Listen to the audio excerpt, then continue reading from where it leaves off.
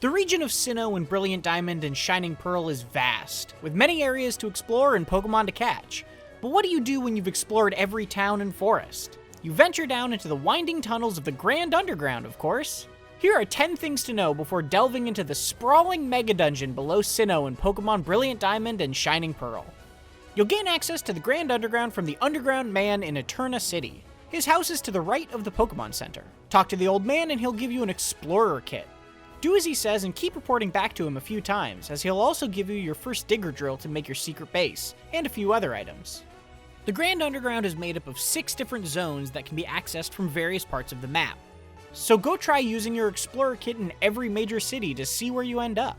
Similar to the massive wild area of Pokemon Sword and Shield, the Pokemon in the Grand Underground can also be seen freely wandering around their natural habitats, and will often be alerted and chase you when they feel like it. This makes it a lot easier to hunt for specific Pokemon when you're going on a catching spree to fill your decks or recruit new members to your battle party. Take note, however, that the shiny versions of the Pokemon don't appear on the overworld like they did in Sword and Shield, so you'll have to initiate a battle to find out if that's what you're looking for. In these varied biome Pokemon areas, the creatures will always be level adjusted to match the progression of your game, regardless of where you enter the underground. So, if you happen to enter back in your hometown of Twinleaf with 8 badges, for instance, you'll be met with Geodude and Bidoof that are around level 50. As opposed to the low-level ones hiding in tall grass on the surface. Also, more varieties of Pokemon will appear as you progress through the game, so check in often to see what's new. If it seems like you're starting to run into a lot of familiar faces on Sinnoh's surface, try exploring the Grand Underground for a while.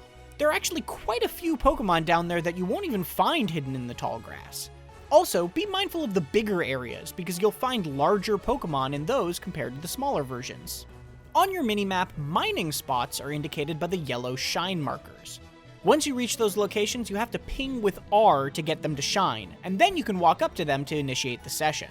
There are a lot of cool things to find within the walls of the Grand Underground, like evolution stones, fossils like the skull fossil exclusive to Diamond and the armor fossil exclusive to Pearl, plates that can buff certain types of moves, and heart scales, which you can take to the Move Relearner in Pastoria City.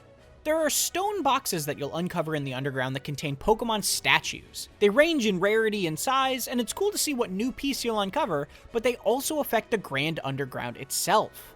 When placed inside your secret base, these statues can raise the frequency of what Pokemon appear in the areas. So if you were looking for psychic types, for example, you'd place more statues of that type into your base. The bigger and rarer the statue, the stronger the buff. You can even find shiny versions of Pokemon statues in gorgeous stone boxes, which are very rare. That bar underneath your minimap is counting for the Digletts and Dugtrios you run into while underground. Diglett count for 1 and Dugtrio for 3. When you collect 40, the bar will become rainbow, and the rate at which you come across the stone boxes that hold shiny statues increases. Also, when playing online with friends, it's easier to fill the bar, because when they collect a Diglett, it counts towards your bar as well. The Underground Man in Eterna City gives you your first drill to set up one secret base, but in order to make more, you need to stockpile those colorful spheres of different shapes and sizes you uncover in your excavation. There are hikers down below that will trade you an additional drill or even base expansions for them. So if you find you're running low on space for your extra large Pokemon statues, get to digging. The Grand Underground is a great place to explore with friends and go on subterranean Pokemon adventures with each other. While a friend is in the underground with you and they start mining, excavation points will appear on the wall that weren't originally there for you, which provides more opportunities to dig for resources. Also, if they have a secret base, you can choose to activate their statue's type effects instead of your own for that session. So if you know someone who's been digging up a lot of rare statues, you might want to pay their base a visit. With these tips, you should be able to get started on your mining adventure. For more on Brilliant Diamond and Shining Pearl, check out our wiki on IGN.com. And for all your other Poké needs, you're already in the right place on IGN.